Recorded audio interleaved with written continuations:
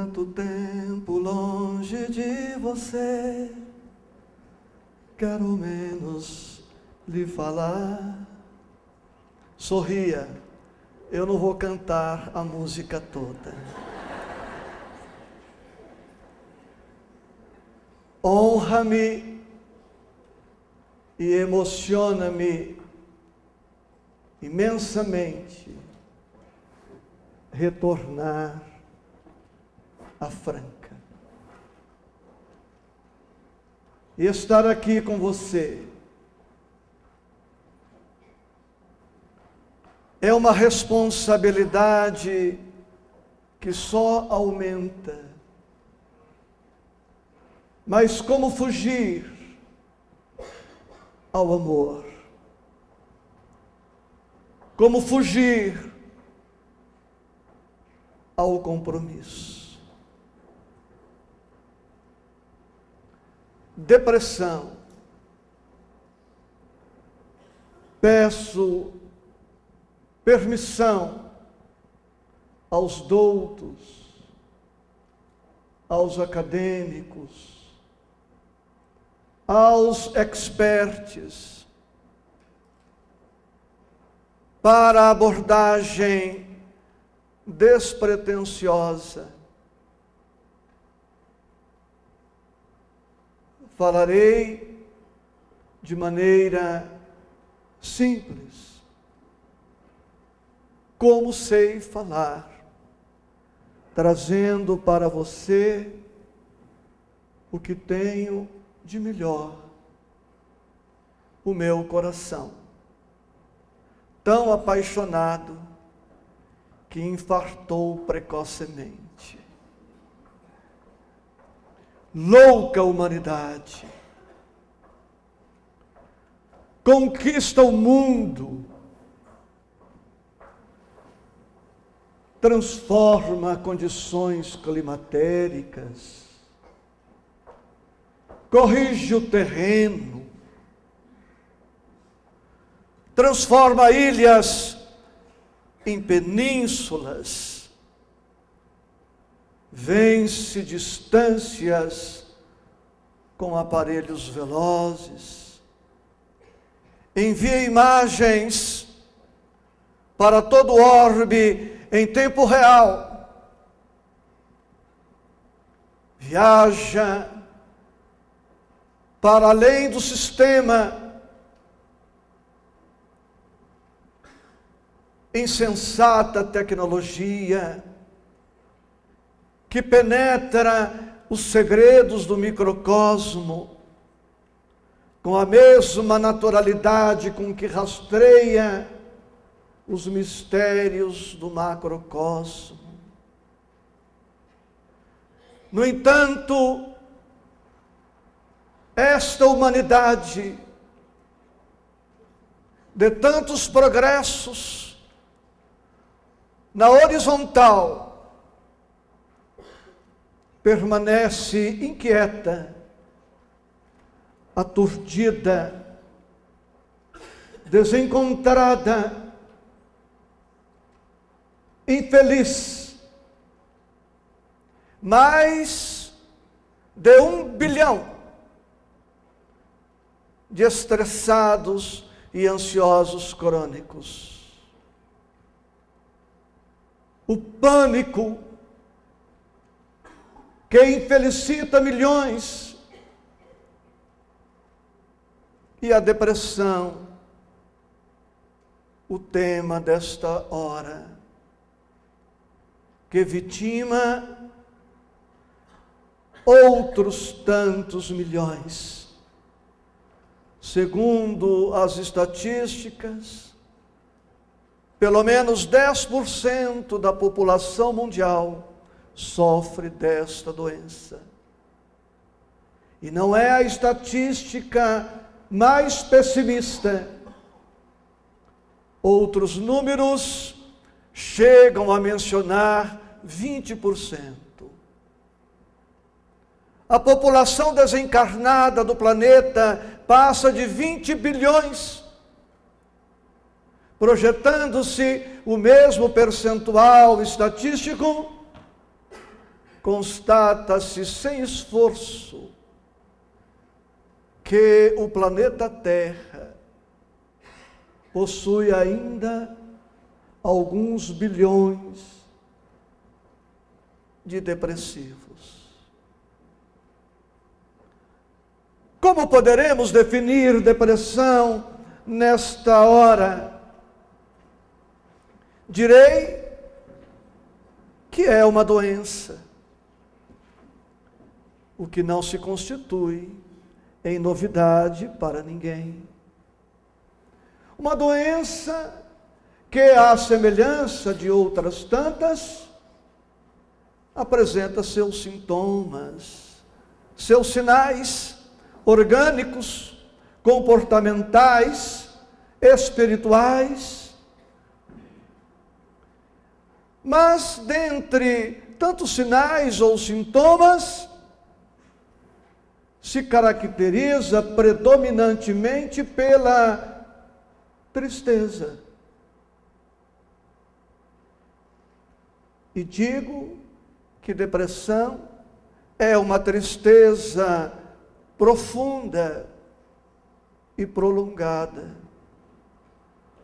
Embora haja graus, e nem todos os graus remontam à depressão mais profunda, aos graus leve, moderado e grave.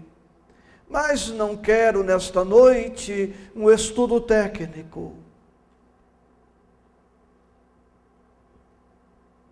Uma tristeza profunda e prolongada.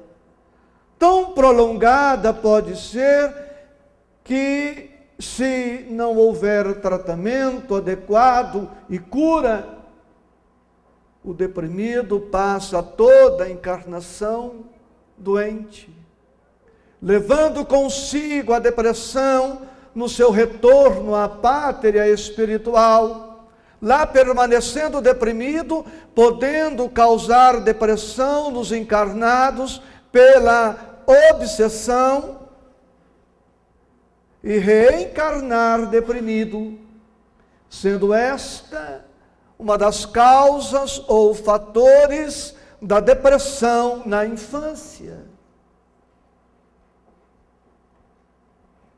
Mas nem sempre a depressão se apresentará como uma tristeza. E nem toda tristeza é clinicamente uma depressão. Tristezas comuns. Eu tenho, tu tens, ele tem.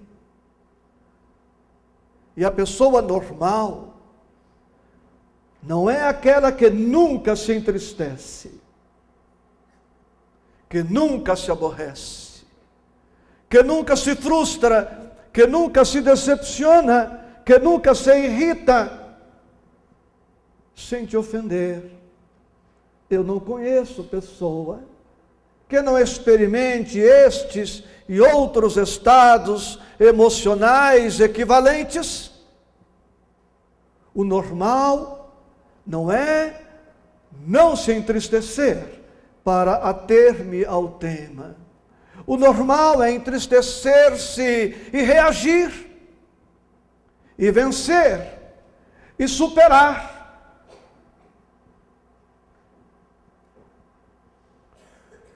Mas, como dito, nem sempre a depressão se apresentará como uma tristeza.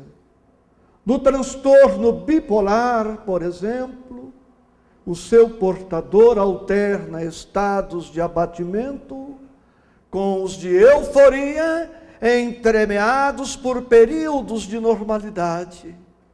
No estado de euforia ou mania, o depressivo se apresentará muito comunicativo, palrador, exteriormente feliz.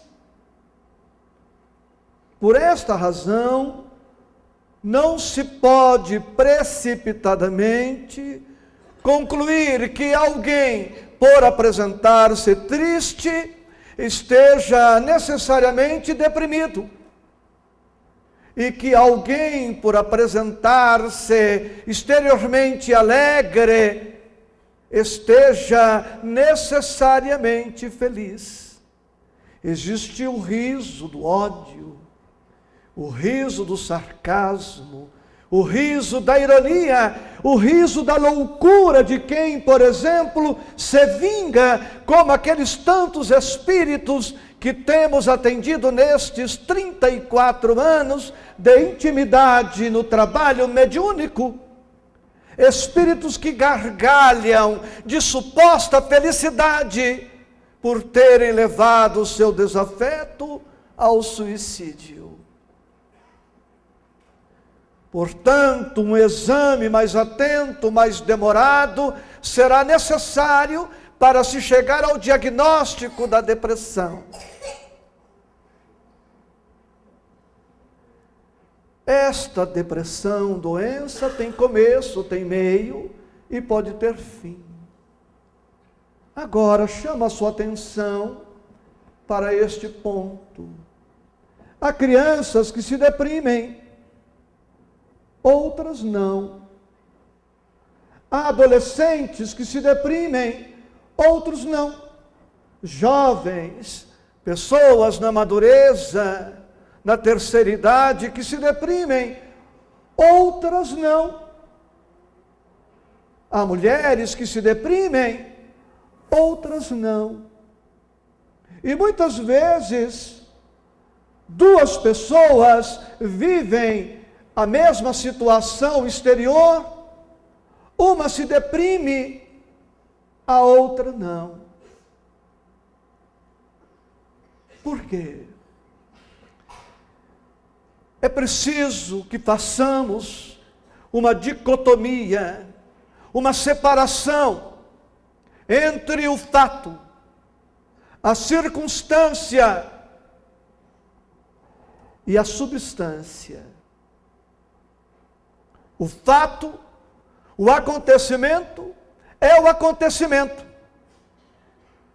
Como nos encontramos diante do fato, fará toda a diferença. A depressão, meus amores, depende do padrão de pensamentos, da qualidade dos pensamentos, da natureza dos pensamentos e dos sentimentos. A depressão depende da personalidade, da psicologia, do tipo psicológico de cada um. E não é difícil, dentro da singeleza da nossa abordagem, fazer-me entendido. Você concorda que um pessimista reagirá de maneira diferente do otimista? Você concorda que uma pessoa mal-humorada terá uma reação diferente da pessoa bem-humorada? Trazendo já um componente religioso para a nossa palestra, que é a essência do nosso estudo. Sofrer sem Jesus e com Jesus, sofrer sem Deus e com Deus, vai fazer toda a diferença.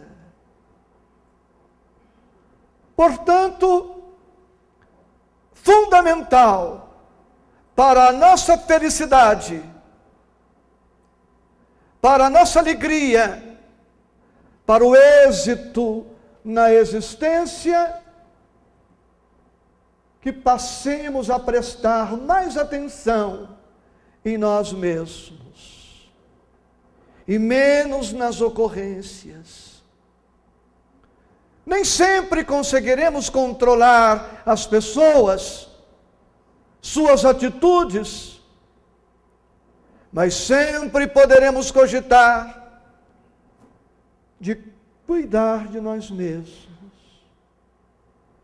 Estou falando de casa mental.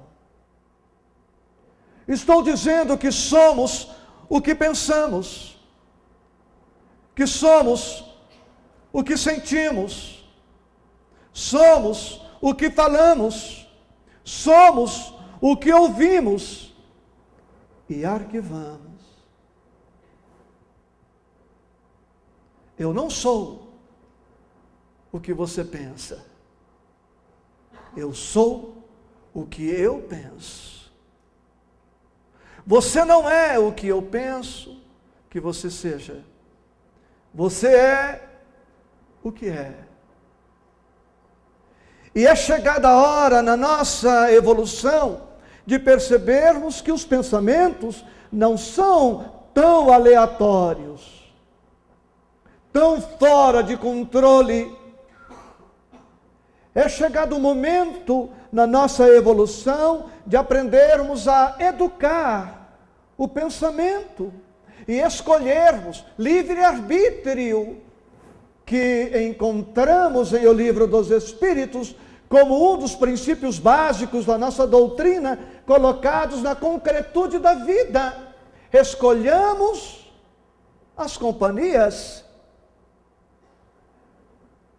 Escolhamos aqueles que possam enriquecer-nos, com quem podemos estabelecer um regime de troca. Agora imagine, sem ferir suscetibilidade, alguém está desanimado e telefona por um pessimista.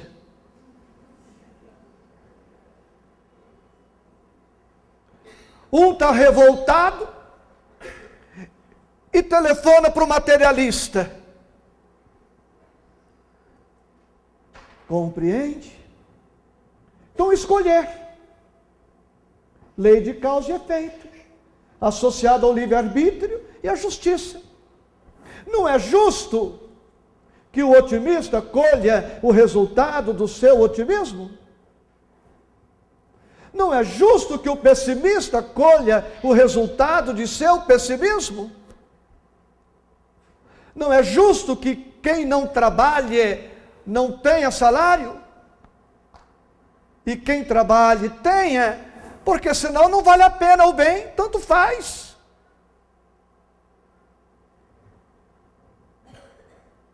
Então a depressão, à semelhança de outras doenças, depende das nossas escolhas. Quando você puder, leia, releia, estude, me perdoe repetir a recomendação. O livro No Mundo Maior, de André Luiz e Chico, capítulos 13 e 4, Casa Mental e Estudando o Cérebro. E lá veremos noções simples, acessíveis a toda a gente sobre subconsciente, consciente, superconsciente. O subconsciente representando o passado desta e de outras encarnações. Ninguém cai em depressão por fatos futuros. A depressão está associada ao passado, à qualidade dos arquivos. Dizem os experts do pensamento que, em média, desenvolvemos 60 mil pensamentos por dia, à exceção dos que se casam, que pensam menos. Lembra do ditado: quem pensa não casa, e quem casa não pensa, e quem casa duas vezes então?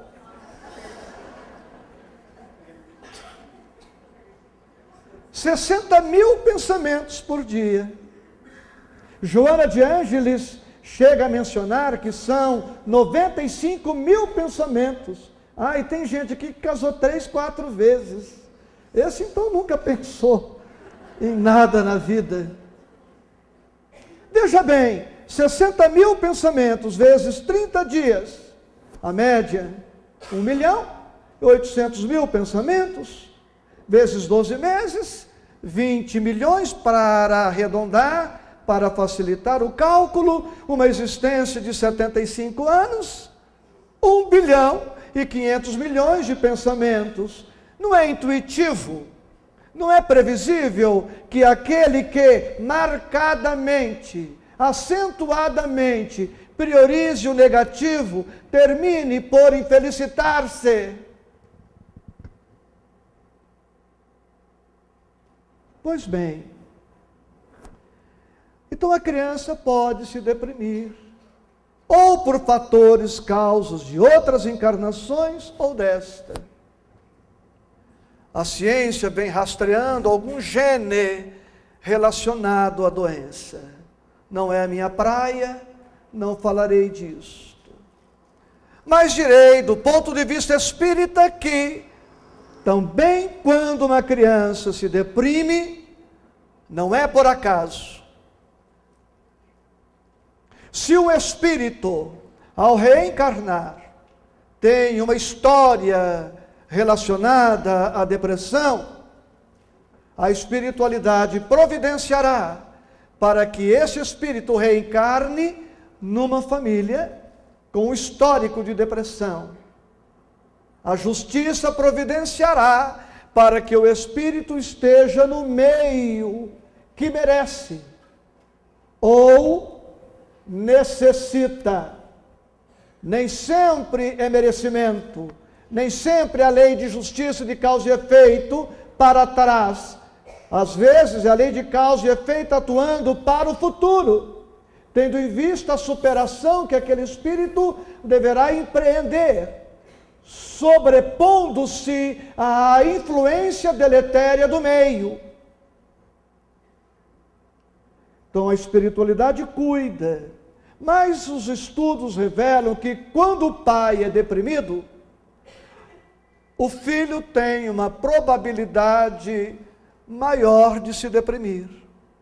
Quando a mãe é depressiva, a probabilidade aumenta. E quando pai e mãe são depressivos, a probabilidade é ainda maior. Se há incidência de fatores genéticos, não cogitaremos disto agora. Mas o meio exercerá, se tivermos psicólogos aqui, estudantes, sei que temos, o meio é de fundamental importância. Imagine uma criança frágil, dúctil, maleável, influenciável e de caráter fraco, reencarnando em um meio hostil, onde ela não encontre segurança de conduta, tranquilidade, um ambiente adequado para a sua formação emocional, espiritual. Uma criança vítima de violência física, por exemplo, ou violência moral, que ainda há tanta. Quantas vezes os pais, na suposição de estarem educando os filhos, preparando-os para a vida, inoculam ansiedade, inquietação. Os pais dizem, na maior inocência, meu filho, você tem que estudar por conta do futuro. E o futuro se transforma num monstro, meu Deus, o futuro. Quando o futuro me encontrar, o que vai ser de mim? Porque o futuro, sempre o futuro. Essa mensagem não é tão positiva quanto parece. Deveríamos dizer simplesmente para as crianças, filhos ou alunos evangelizandos, estudem. Estudem porque é bom estudar. Estudando você se estrutura. Estudando você se capacita. Estudando você se prepara. Se prepara para quê? Para tudo, meu filho, para tudo. Que mensagem temos passado para as crianças? Basta ver como está a nossa infância, sofrida, infelicitada por algumas práticas de natureza materialista.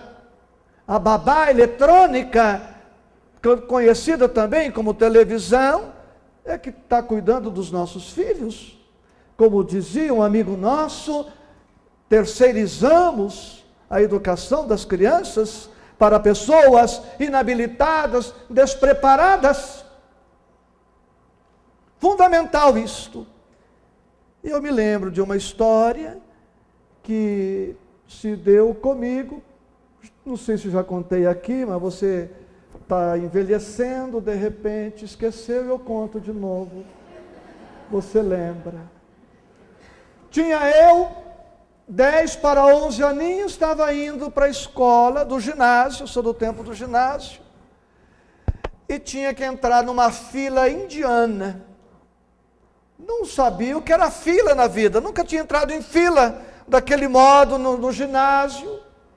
Errei o ponto da fila. O inspetor de alunos, que diziam era espírita, que Deus o tenha. Imagina se ele não fosse espírito, o que ele teria aprontado comigo. Eu errei o local da fila, ele me pegou pelo cangote. Naquela época era fácil, menino, magrelo, um cabo de vassoura. Ele me pegou e me empurrou para a fila e falou: é aqui, seu burro.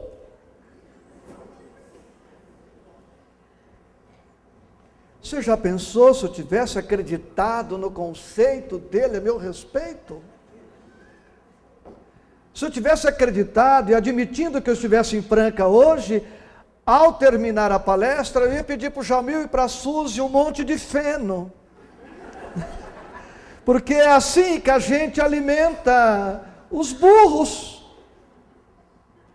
Eu me lembrei de um aluno que estava na sala de aula, fez uma pergunta para o professor, uma pergunta que o professor achou estúpida demais, e ele fez a pergunta no momento em que o Bedel estava entrando para colher a assinatura dos alunos, a presença. E o professor, sem tolerância para com a pergunta incipiente do aluno, virou-se para o Bedel e falou: olha, traz um monte de feno. E o aluno, sem perder a classe, falou: e para mim uma xicrinha de café.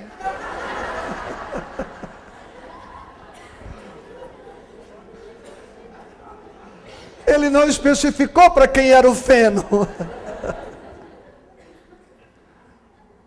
Então as crianças, os adolescentes, que despertam para o desafio reencarnatório. Quem é aquele espírito que ali está? Precisando de ajuda, de orientação, de base, de modelo, de exemplificação.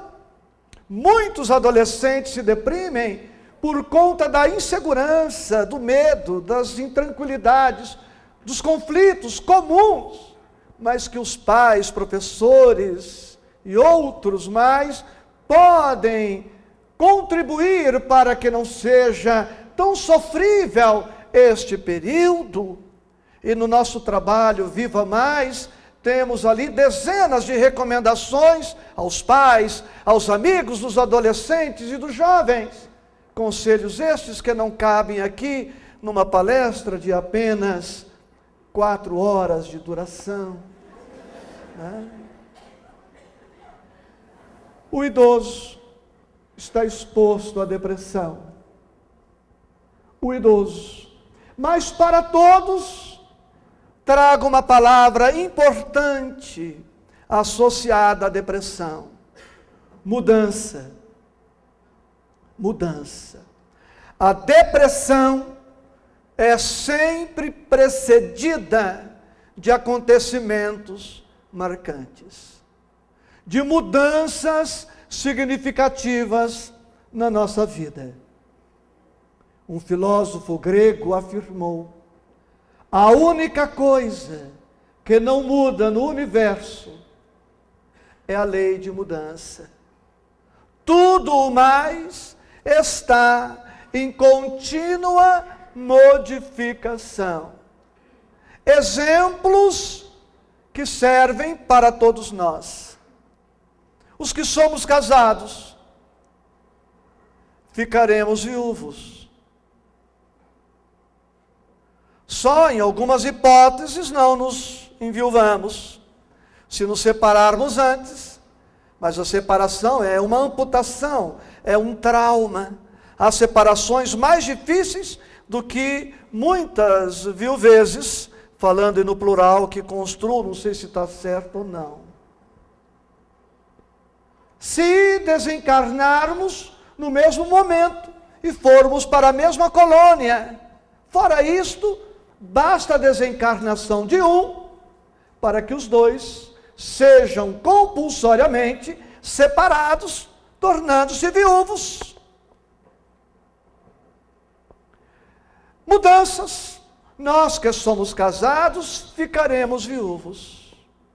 Um dia, conversando com uma senhora, eu, na esperança de estar prevenindo-a e auxiliando-a de algum modo, falei para ela: você se previna, se prepare, você vai ficar viúva. E ela não se chocou para o meu choque. Eu fiquei chocado com a ausência de choque dela. Ela me olhou, começou assim a emitir pensamentos impublicáveis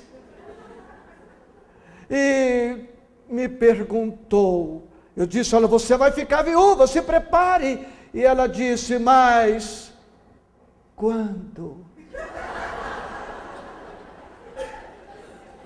Quando?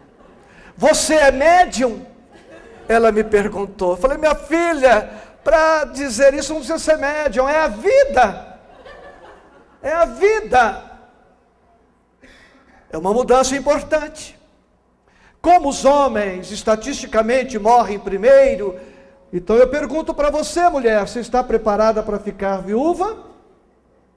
Você está com o relógio nas costas, né? Não vê a hora.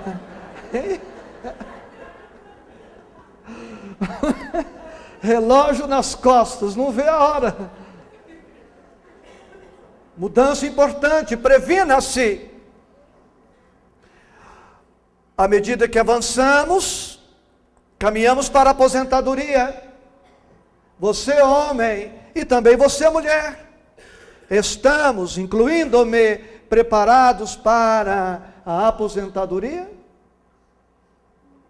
Parece que aposentadoria é sinônimo de felicidade. Talvez seja, desde que nos preparemos para ela. Mas aposentar-se simplesmente por se aposentar. Aposentadoria é causa de estresse. Está entre as 10 maiores causas de estresse, a aposentadoria. E o estresse é causa de depressão. Então, aposentar-se pode levar à depressão ou à desencarnação. Precisamos nos preparar para isto. Lamento dizer, mamãe, mas os seus filhos vão crescer. Vão se tornar jovens. E os filhos continuam escolhendo genro sem pedir a tua opinião. Não é um absurdo? Ou nora, sem pedir o teu parecer. E eu me lembro de uma história de um jovem, começou a namorar, e levou a namorada em casa, acompanhada de 2 amigas. Então ele e 3 jovens, e não disse para a mãe qual das 3 era a namorada. E conversando com a mãe, separado, perguntou: mãe, dessas 3 aí, qual que é a minha namorada? E a mãe, na lata, como dizia o caboclo, é fulana. E o rapaz, surpreso, perguntou: mas como é que a senhora sabe? E ela disse: é porque eu não fico com a cara dela.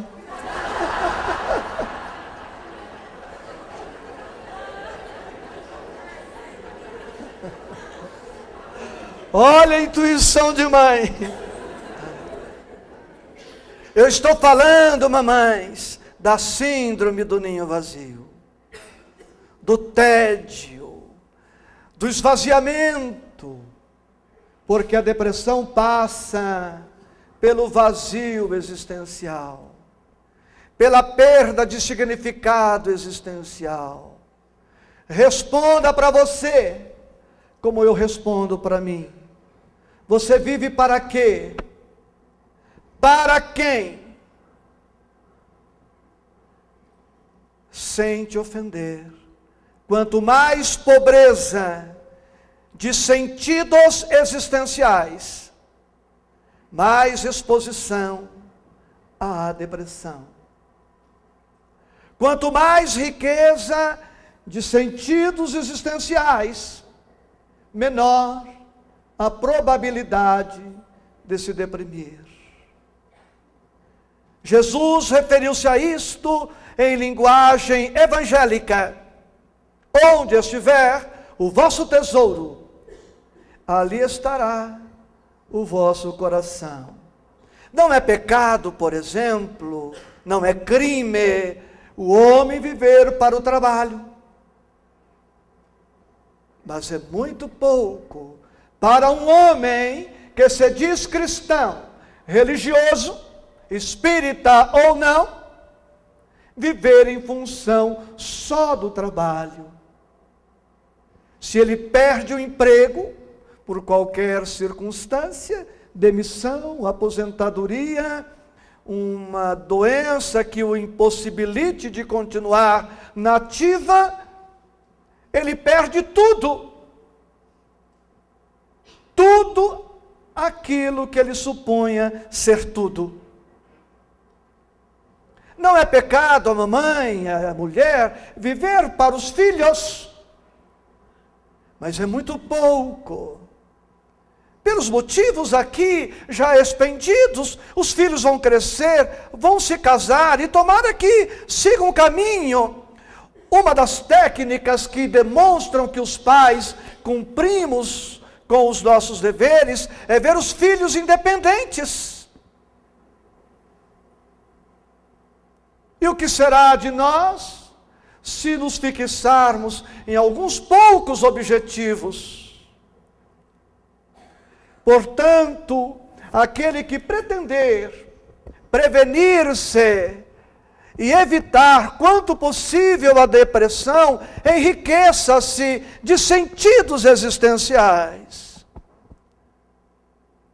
Porque aí não vai bem com o marido, mas vai bem com os filhos. Não está bem com o marido, está bem com os filhos, está bem com o trabalho, está bem na casa espírita ou na igreja, na comunidade. Uma coisa compensando a outra, dando-nos alento e motivação para seguir adiante, apesar de. Porque depressão, no sentido físico, é buraco, é fossa, fosso, poço. Se eu tirar as tábuas que formam este palco, eu despenco numa depressão, fisicamente falando. A depressão moral, espiritual é a mesma coisa. Vivemos seguros em algumas coisas. Enquanto estas coisas estão como queremos que estejam, nos sentimos bem. Mas respondamos para nós, nesta noite de estudos, em que estamos colocando a nossa segurança emocional, em que estamos colocando a nossa segurança espiritual.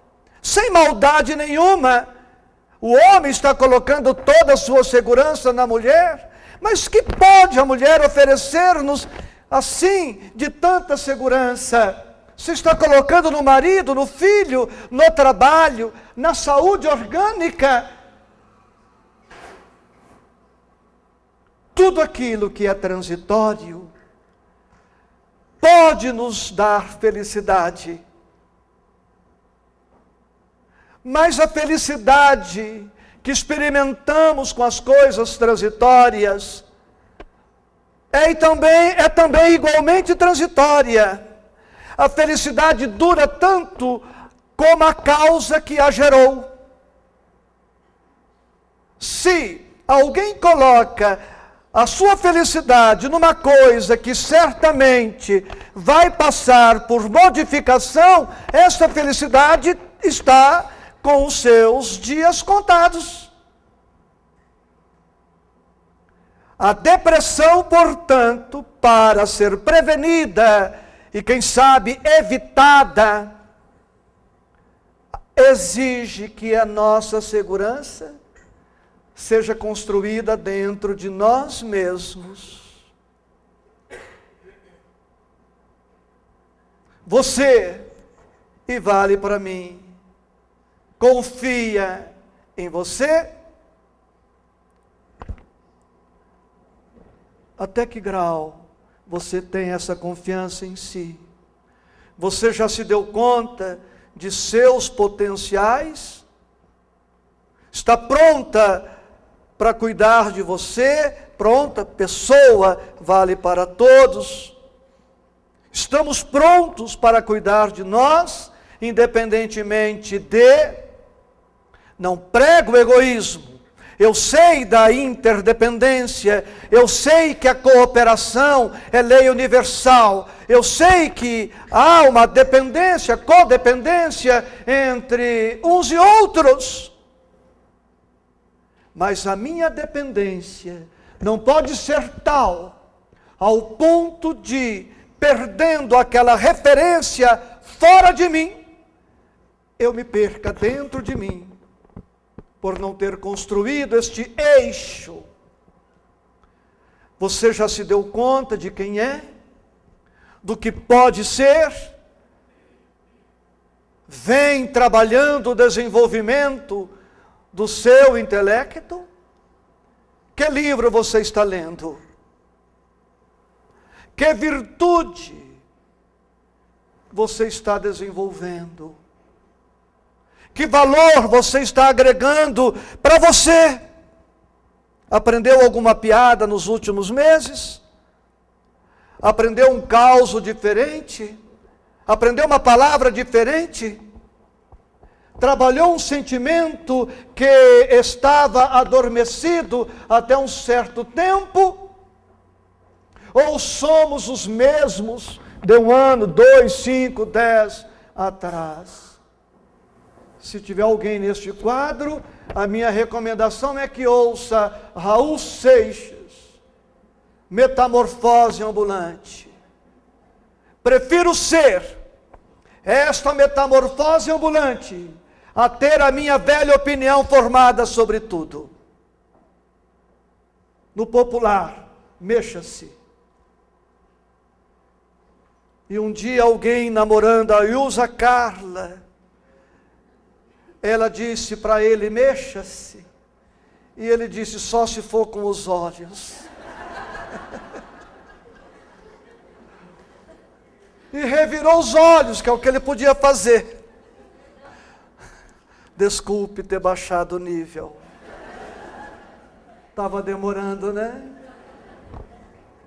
Então, amores, estruturarmos-nos.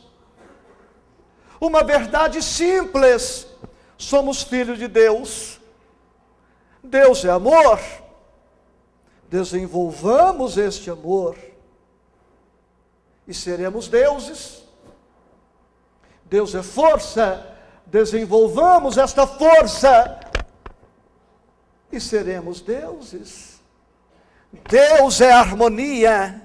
Desenvolvamos esta harmonia. E seremos deuses. Deus é energia, trabalhemos esta energia e seremos deuses. Deus é vida, eduquemos o Deus que dormita em nós e seremos vida. E perdoe pela obviedade, quanto mais deuses formos, menos depressão teremos.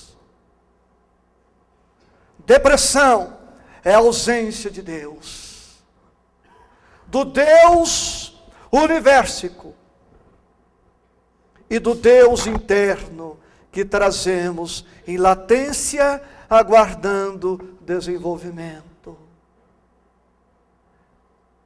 É a ausência de Deus. Dá para imaginar Deus deprimido? Quando então nos tornamos deuses, efetivamente, pela qualidade dos pensamentos, nos educamos, desenvolvemos nossas possibilidades, nos protegemos e ficamos menos vulneráveis às ocorrências. As causas mais comuns da depressão, nesses 30 anos que tenho acompanhado depressivos, um pouco mais até, e de 25 anos de estudo metódico, nunca encontrei um deprimido que não tivesse ou mágoa, ou culpa, ou perda, além de obsessão, imaturidade psicológica e uma série de outras causas que aqui não mencionamos agora pela exiguidade do tempo. Hoje é apenas uma reflexão ligeira em torno deste tema. Mas à medida que este Deus emerge, não há espaço para mágoas, culpas, perdas e outros estados infelicitadores. Querem ver rapidamente um pouco sobre mágoa? Por que nos magoamos? É menos pelo que nos fazem e mais pelo nosso perfil psicológico, espiritual. Nos magoamos porque alugamos um espaço mental muito grande para a ocorrência. Pensamos fixamente e exageradamente naquilo que nos aconteceu. Pense na sua casa, para que possamos ilustrar e você bem entender. Na sua casa tem o seu quarto, pode ser uma suíte ou não, há banheiros, a cozinha, a sala, copa ou não, depende. O magoado é aquele que leva o fato desagradável para casa. A pessoa que o infelicitou, ele assim supõe, para a sua casa. Chega em casa, põe o ofensor na sua suíte, de preferência naquela que tem o frigobar, e com a televisão 55 polegadas, que é o meu sonho de consumo. Coloca o fato lá. E na cama, king size, estava esquecendo detalhe. Aí o ofensor fica na sua cama, king size, com o controle remoto da sua TV, frigobar, e você servindo de bandeja. O ofensor não vai embora. Ele fica ali. Quem o colocou lá? Nós. Trazendo para a casa mental, damos um espaço muito grande. Quando você, e eu também, tudo que falar para você vale para mim. Estamos no mesmo patamar.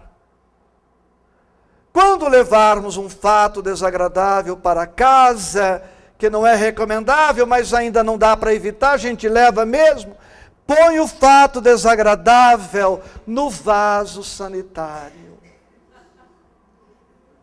E dependendo lá do modelito, puxa a cordinha, ou aperta, ou aperta, ou aperta, pode ser na lateral também. Aperta e fica observando para ver se a mágoa foi embora. Porque tem mágoa rebelde. Mágoa teimosa. Ela faz que afunda. Mas não afunda, é só para enganar. Então dê quantas descargas forem necessárias, até você ter certeza que a mágoa se foi para nunca mais voltar. Sabe por que nos magoamos? Porque tomamos tudo em termos pessoais. Eu penso, diante da conduta inadequada, é porque é contra mim. Ele não gosta de mim, ele não vai com a minha cara, eu sabia, é comigo o problema. Não nos ocorre pensar, por exemplo, que a pessoa agiu de maneira inadequada porque é um louco, porque está perturbado, porque está saindo de uma situação desagradável, e por uma destas coincidências infelizes, fui eu a atravessar o seu caminho. A conduta grosseira que ele está adotando comigo, adotaria com qualquer outro que estivesse ali, naquele momento. Se eu levar o fato para o campo da impessoalidade, não foi comigo, ele agiu porque agiu, eu fico mais protegido. Nos magoamos porque fazemos o jogo da culpa. A culpa é sempre do outro, nunca nossa. Nós nos magoamos porque compomos uma história em torno do fato. Então eu vou contar para o Jamil, e aproveito para contar mesmo agora, em público, que a Suzy foi mal educada comigo. Eu estava esperando uma oportunidade para contar. Bom, a Suzy foi mal educada comigo. Deu uma resposta atravessada. O magoado faz assim: olha, Jamil, pois é, rapaz, eu saí de Oswaldo Cruz, no domingo à tarde, passei por José Bonifácio, pernoitei lá porque tinha que encontrar uma amiga, saí do José Bonifácio, se não me engano era segunda-feira, 9h12 da manhã, eu olhei no relógio. Tudo isso para dizer que no sábado à tarde, 6 dias depois, a Suzy foi grosseira comigo. Então, Jamil, eu levantei de manhã, tomei um café, tornei a me deitar, não estou contando o fato. Quem conta um conto aumenta um ponto. A gente constrói uma moldura tétrica, fúnebre, para colocar o fato, para suscitar a piedade do outro, a raiva contra aquele que eu quero que seja odiado. A gente aumenta. Eu exagerei aqui, mas só para dar cores. Nós nos magoamos porque criamos para aquele que nos ofendeu, ou que supomos tenha nos ofendido, condições não executáveis. Então eu vou perdoar a Suzy, sim. Quando? Quando a Suzy lá no teatro, na minha palestra em Franca, publicamente falou: olha gente, para 500 pessoas, quero dizer que eu ofendi fulano, eu queria que ele me perdoasse. Se a Suzy não fizer isto, eu não perdoo. Condições não executáveis, como aquelas que eu criei lá em casa. Perdoo você, Joana, se você rasgar todos os cartões de crédito. Você acha que ela vai executar? Eu te perdoo se você ficar 1 mês sem comprar uma bolsa nova. Exagerei de novo, né? Condições não executáveis. só para termos justificativa para a nossa mágoa, já está vendo? Não perdoo, não é que eu não quero perdoar, não, é que ele também não faz o que tem que fazer. Entendeu? E falando de cartões de crédito, essa eu não contei franca. Uma mulher tinha uma fixação, uma ansiedade, ela pensava superar a ansiedade consumindo muito, tinha uma dúzia de cartões de crédito. E ela, para justificar aquilo, dizia que era coisa do demônio. O demônio é que me tenta, eu vou e gasto. E ela ouviu falar de um pastor evangélico, com todo respeito aqui, se tiver evangélico, sou filho de pastor evangélico, relaxe.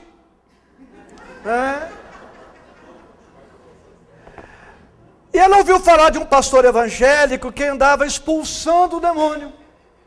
Ela falou, vou lá, porque ele expulsa o demônio, eu paro de gastar com tanto cartão. E foi. E estava lá o pastor evangélico, dizendo para a mulher, com toda a vibração, desaloja, desaloja, desaloja. E ela, loja Marisa, loja Riachuelo, Pernambucana, todas as lojas da 25 de março em São Paulo.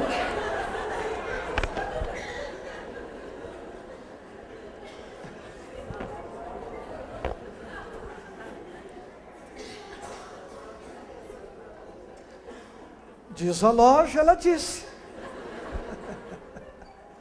Meus amigos, se fôssemos estudar, ficaríamos muito tempo, mas a palestra está caminhando para as suas 2 últimas horas. Está terminando. Depressão. Agora com singeleza, com menos pretensão ainda do que até aqui. Depressão, separe as sílabas. Depressão. É a mente, o coração, cheios de pressão de alguma coisa.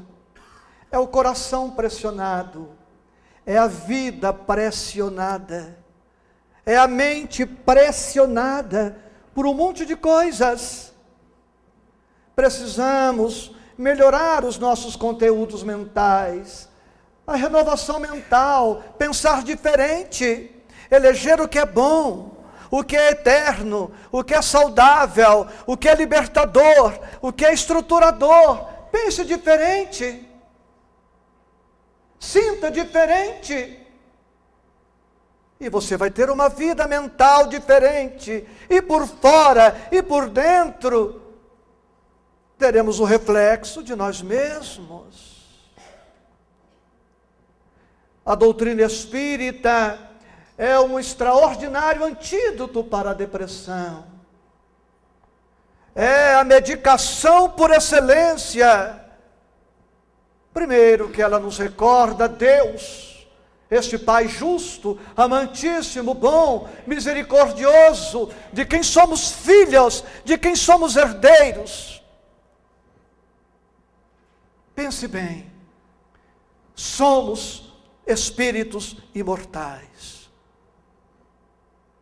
Diante da imortalidade da alma, não se justifica a depressão. Se fôssemos seres mortais, se no túmulo tudo se acabasse, não teríamos remédio para a nossa depressão.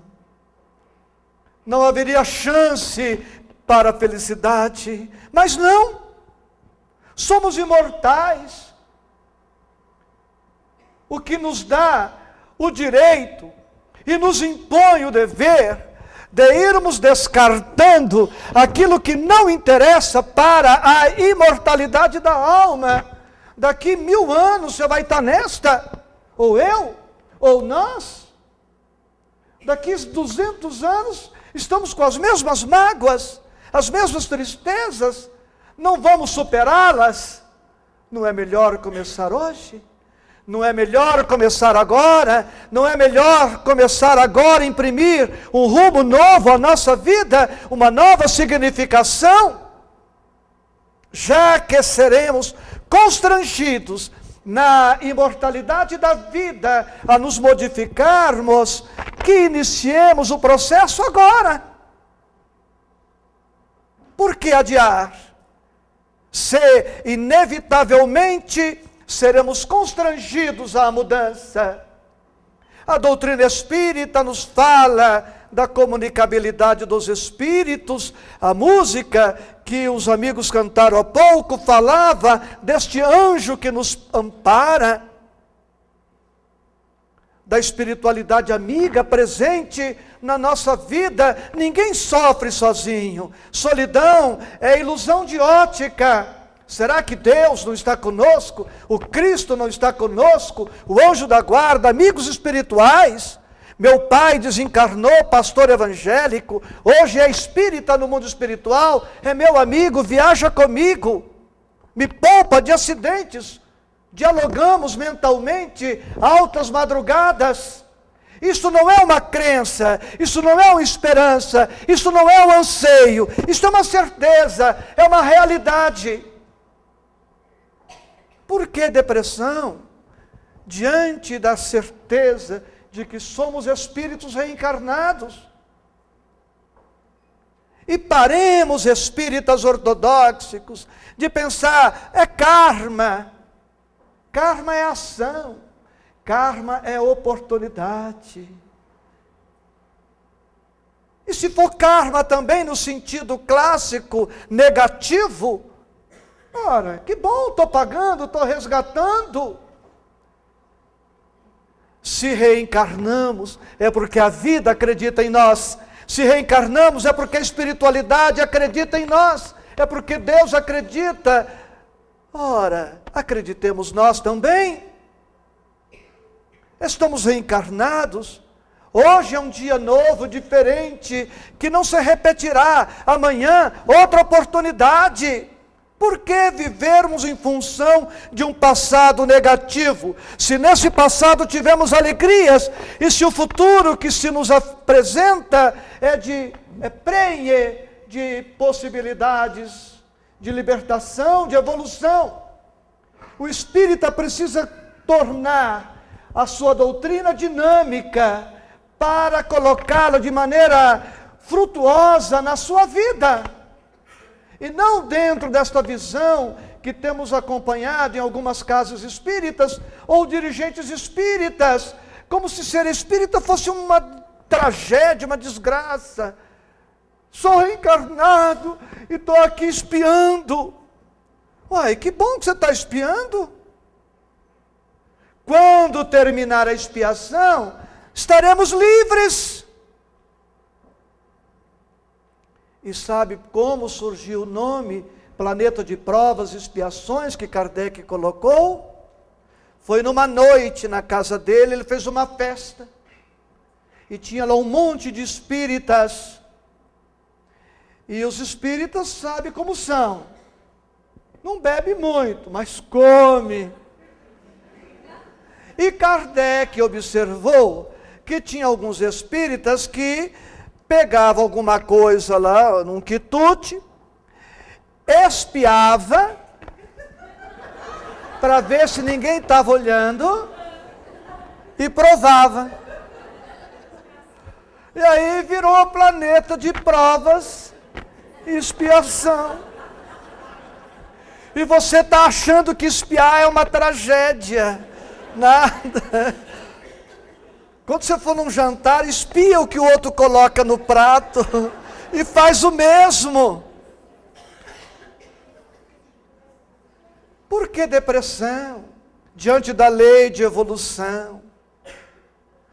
O nosso Eduardo não disse na sua música que depressão é ausência de amor? E é mesmo. Aquele que ama e vive em função do amor, não se deprime.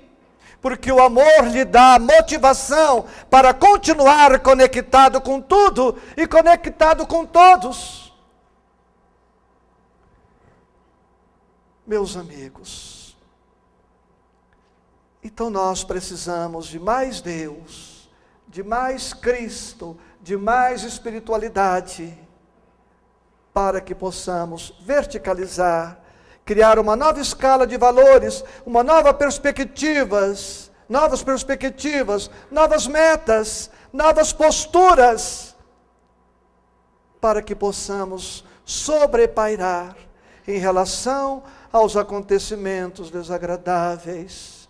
Acalmemo-nos, recordando que tudo passa, e muitas vezes mais depressa do que supomos, na nossa angústia, na nossa aflição. Por isto, não percas a tua fé entre as sombras do mundo, e façamos quanto esteja ao nosso alcance fazer. E feita a nossa parte, digamos: Senhor, eu gostaria de ser uma via láctea de estrelas, para nas horas de amargura poder a todas vê-las, na impossibilidade de ser um dossel de astros. Permite que eu seja um pirilampo na noite escura, diminuindo na alma torva de alguém o peso da amargura. Eu gostaria, Senhor, de ser a chuva generosa, que se abatesse sobre a terra ingrata, de forma a torná-la formosa. Na impossibilidade de atender toda a aridez, eu te peço, na minha pequenez, deixa-me ser um copo de água fria, para diminuir da angústia de quem padece na agonia, dando-lhe um pouco de alento para continuar. Eu gostaria, Senhor, de ser a montanha altaneira, para ter uma visão da terra inteira e poder viver da emoção de amar. No entanto, porque reconheço a impossibilidade de lográ-lo, eu te peço ser a pedra que faz o piso, para diminuir do chão o lodaçal e ajudar o herói que caminha estoico na busca de um outro fanal.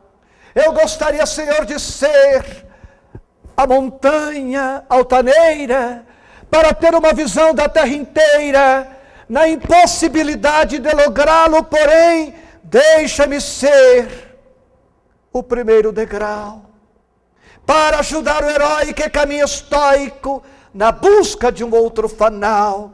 Eu gostaria, Senhor, de ser o jardim abençoado, para reverdecer a terra e fazer dela todo um tapete de alegria para aqueles que perdem na amargura seus dias. Na impossibilidade de lográ-lo, porém, deixa-me ser uma rosa na frincha de uma rocha, para dar beleza à agrura de uma negra montanha, para aquele que a galga à procura de um lugar de segurança e de eufonia.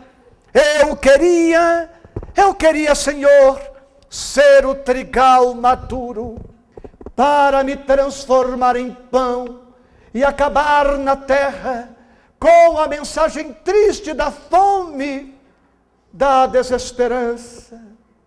Na impossibilidade de lográ-lo, porém, deixa-me ser o grão de trigo, para contigo iniciar o mistério, e um dia atingir a honra e a glória de servir. Senhor, eu gostaria de ser o irmão daquele que marcha sós na ventania, de alongar os meus olhos, de estender-lhe as minhas mãos, acompanhá-lo à sombra de uma árvore gentil na estrada da soledade.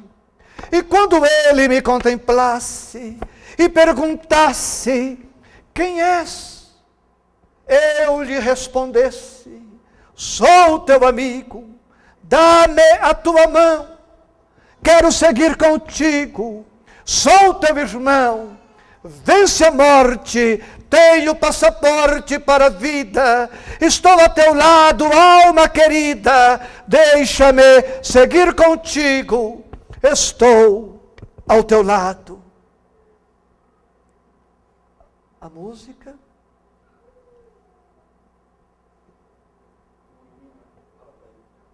Por favor, DJ, música, faixa 1.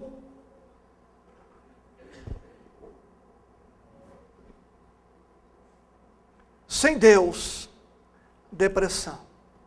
Com Deus, depressação. Cuidado com uma doença chamada mas. Sim, eu confio em Deus, mas tira esse mas. Põe junto com a mágoa no vaso.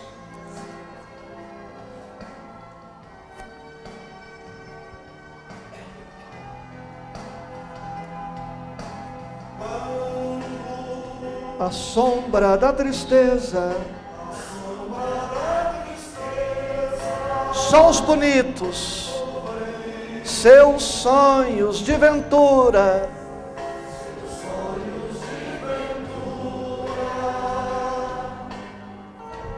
Quando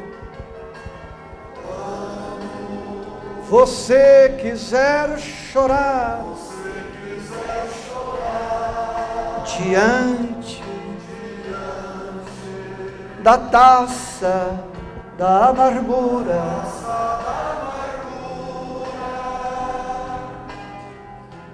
quando a dor bater a porta, ferindo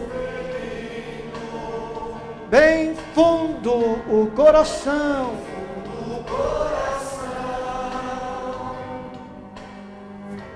quando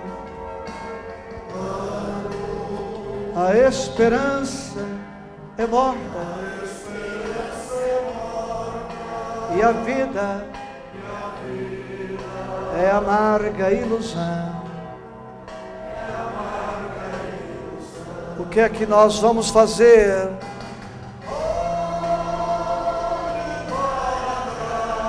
Veja quanta dor, súplicas de paz, clamando amor, olhos sempre em trevas, mãos mendigam pão, bocas que não falam, e risos sem razão. Deixe de chorar.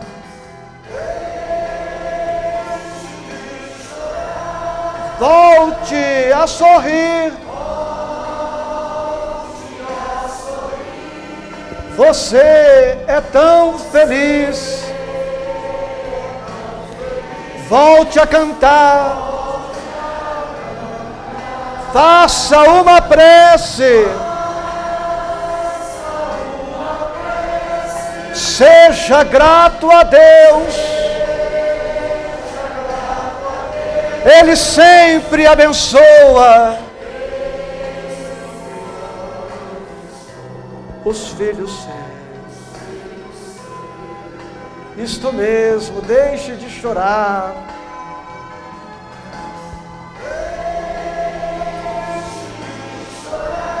Volte a sorrir. Você é tão feliz. Volte a cantar. Faça uma prece. Seja grato a Deus. Ele sempre abençoa filhos seus.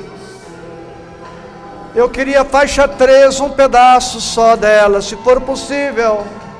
Tá ouvindo, DJ? Faixa 3, se puder. Tá lá, né?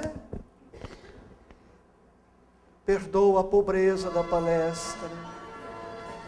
O que me conforta é que eu tenho meu coração para você. Só um pedaço dela.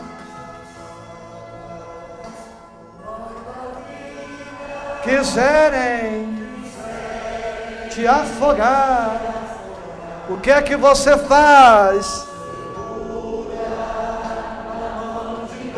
E se as tristezas desta vida quiserem te sufocar, segura,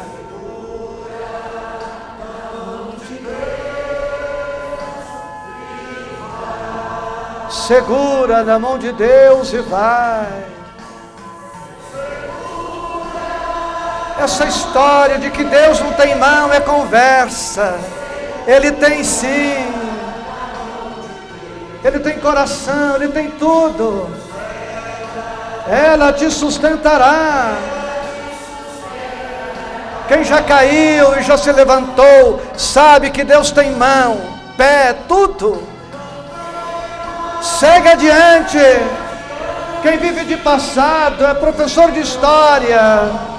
Para que olhar para trás? Nós temos orelhas, não retrovisores. Na mão de Deus e vai. Obrigado, DJ. Pode ir tirando aí. Obrigado, obrigado. Muita paz.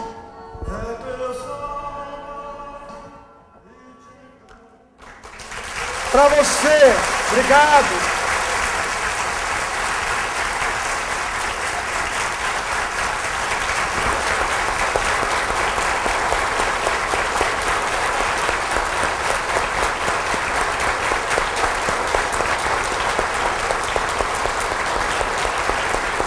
Para você.